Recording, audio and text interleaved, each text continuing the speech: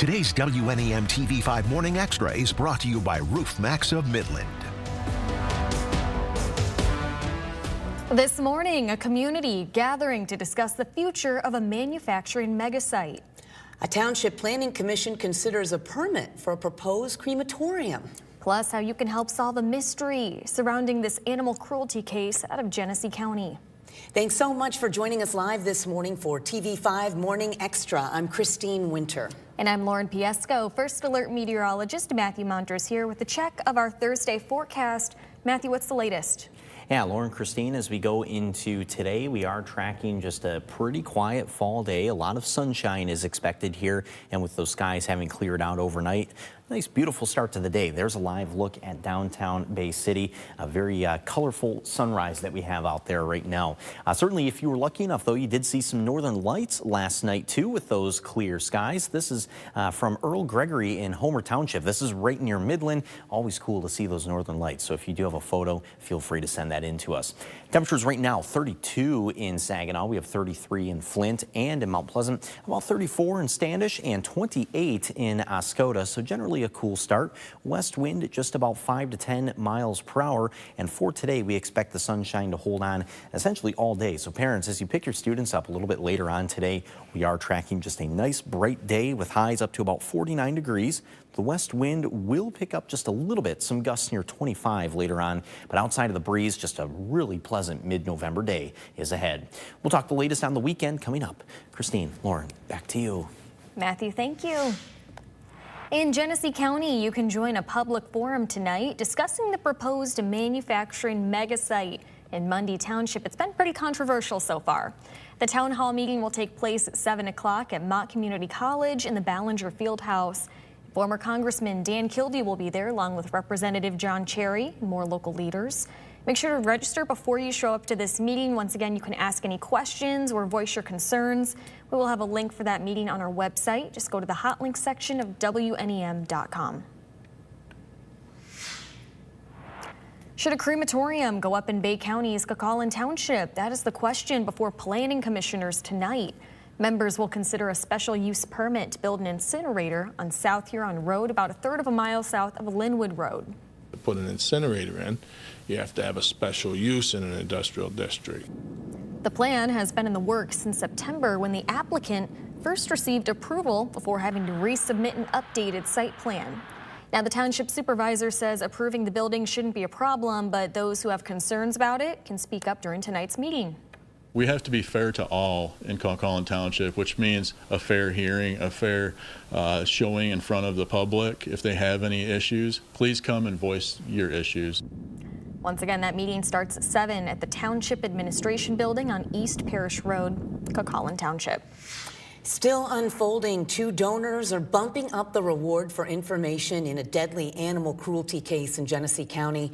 As we've reported, the German Shepherds Ringo and Star were put in a wire crate and dumped in Thread Lake off Lakewood Drive in Flint late last month in freezing temperatures. Star somehow managed to escape and run for help.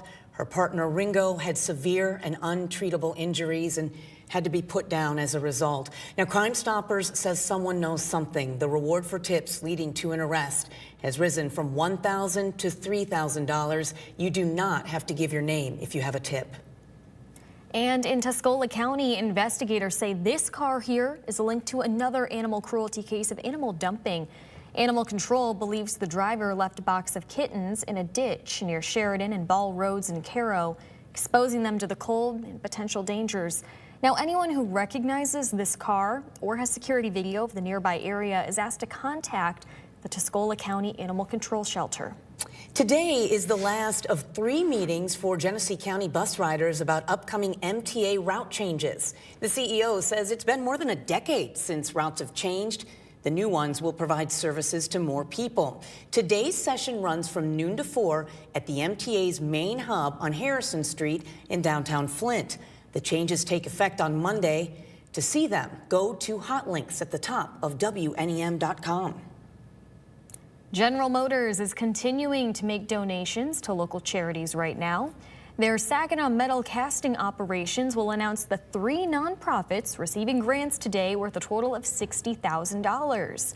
And just yesterday, the automaker's Bay City operations awarded $60 grand, divided between the Bay Area Community Foundation, the Bay County Historical Society, and the United Way of Bay County. That's all to support their STEM education programs.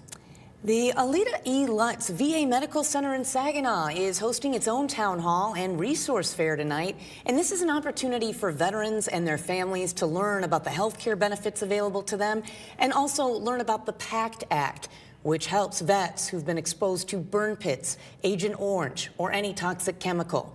The town hall is happening from 6 to 8 at the American Legion Post, 439 on Y Street, west of North Center Road. If you are looking to further your education or career, you can receive some free guidance tonight in Bay City. The Bay Area Community Foundation is hosting Launch Your Future, a free workshop helping adults and high school seniors with planning for college, finding scholarship opportunities, and applying for financial aid. Just stop by the Delta College Planetarium. That event is tonight from 5 to 7 p.m.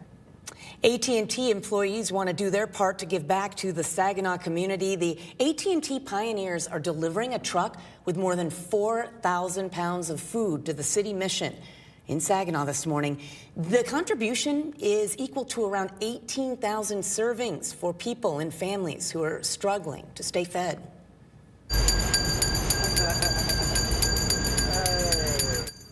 We all know that familiar ringing sounds of the holiday season, and will ring throughout our region beginning tonight.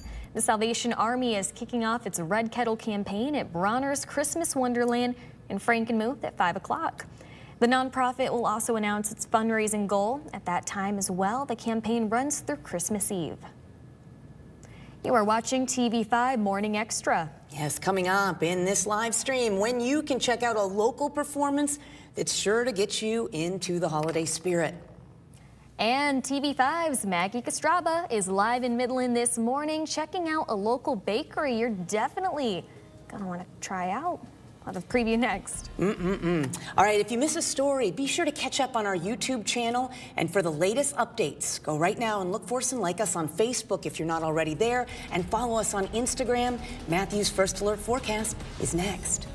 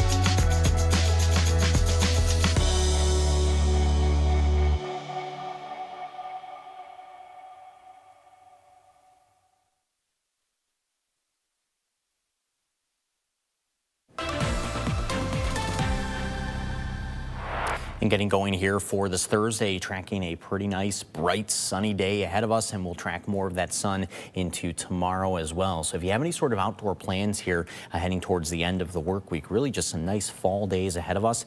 It'll be a little bit breezy for today, still west wind gusting to about 20 to 25 miles per hour, but just a southeast wind at 5 to 10 coming in on Friday. So tomorrow especially looks great for any sort of yard cleanup, and still overall we could say pretty good for today too. Saturday, we do have some of those showers that arrive during the afternoon, and they will hold on towards dinner time too. Now for today though, highs up to about 49 degrees. The average high today is 47, so we are tracking some fairly typical temps for this time of year. 51 for the high tomorrow, then 56 on Saturday.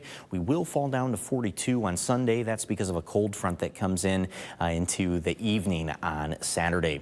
Now, as far as our hour by hour goes here, this is the latest that we have for you, especially going into Saturday. So Saturday morning This is still dry as hunters are heading out in the morning for opening day there. Just a cloudy sky, but no rainfall being tracked at that time, closer to about 11 a.m. to noon. This is where we do have some more scattered showers starting to pick up across our area. And then these scattered showers will hold on towards the afternoon as well, or into the afternoon by about 5 or 6 o'clock, though most of those should be done. And you see we clear out pretty quickly behind that cold front. So just some lake effect clouds as we go into Saturday night. And then on Sunday, we are tracking just a few lake effect flurry chances as well. But these chances mainly up north and into the northern thumb as we go into Sunday. So outside of that, most of mid-Michigan can still expect a pretty dry day on Sunday. But it will be breezy though on Sunday behind that cold front. Northwest wind gusting to about 30 miles per hour. So wind chills still easily down into the 30s by Sunday. And then we are going to hold on to highs in the low to mid 40s Monday through Wednesday of next week. But partly cloudy all those days. It's actually a pretty quiet forecast ahead of us here as we go into next week as well. We just have those showers coming in for Saturday afternoon. But before those showers arrive, Lauren, Christine, pretty nice here today and tomorrow. This morning, we are highlighting a local favorite in Midland. Yeah, since opening last year, Chef Sergei's Bakery on Ashman Circle has become well known for its Ukrainian pastries, sandwiches, soup, also offering a full coffee bar. TV5's Maggie Kostraba is live there now, giving us a look inside. Maggie, what's going on? Lauren, Christine, good morning. A local favorite indeed. I'm here in Midland, and it's been a sweet morning here. What a treat. I've been taste testing, I've been sipping the coffee, and it's been so much fun here at Chef Sergei's Bakery, and I've been with Ethan all morning long. What a trooper. It's been fun with you. I know. We try to have as much fun as we can. You should put on an apron and come back and jam out to some tunes. All right. You say that. I will. I'll show up here. All right. All right. We need the help. I'll hold you to that. Yeah. Speaking about just behind the scenes and in the kitchen, it's a early morning call time. How do you guys just keep the energy up? Lots of coffee. Okay. Lots of coffee, and typically what we try to do in the mornings, I mean, obviously we need to help each other out because I've been guilty of being late a few times, and I actually had to give a phone call to one of my buddies back there and be like, hey, make sure you show up on time today. But no, we do a really good job of like covering each other super well, and because there's so much trust built within the team and being able to rely on each other so well, like even if it's something that's unfamiliar to like say me or Sam or Jake back there or anybody else who works there, we just try our best to be like, okay, here's what needs to happen. Hey, that's great. That's not so great, but like you get the idea, and we just try to have a solid foundation of trust and respect.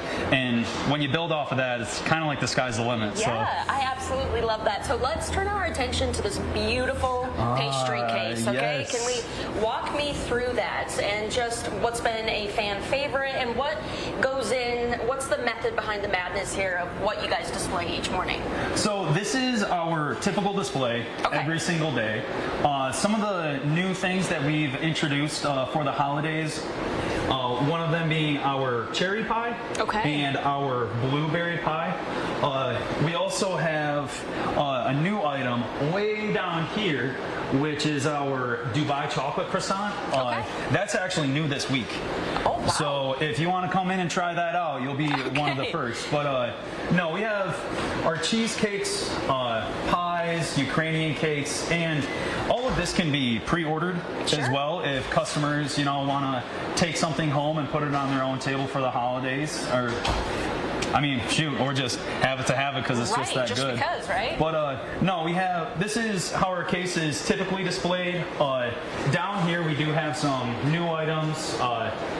The Dubai chocolate croissant, that was already mentioned, but we also have an almond babka. And our babkas, they're I think those are best for a shareable option compared to, say, like the chocolate croissant or the almond croissant. You're keep that to yourself. Every bite you got to savor that. Exactly. Yeah. All right. It looks so good. So, Ethan, thank you again for spending the morning with us here. We've been in a good company over here in Midland at Chef Sergei's. So we just want to say a big thanks again. So one more time, reporting live here in Midland, Maggie Kostraba, TV5 News. Lauren, back to you. Maggie, you were just teasing us this morning. Those treats look so good.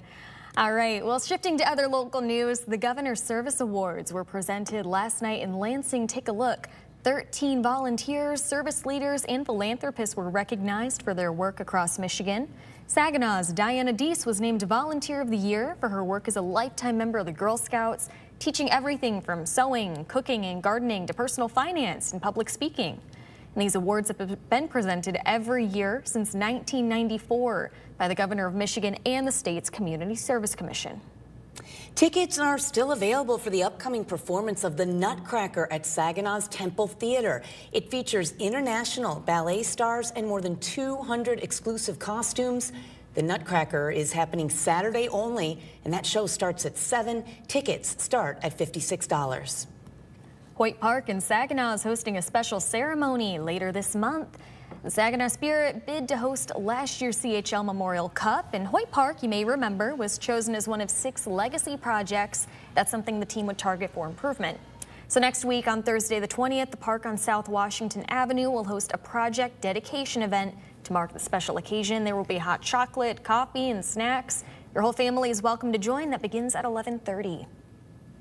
Let's check in now with meteorologist Matthew Mondro for one last look at that 7-day forecast. And that 7-day here does look pretty nice as we go into today and tomorrow. A lot of sun, 49 today, 51 tomorrow as well, and then 56 comes in on Saturday, but we'll still cool down quite a bit in the Sunday.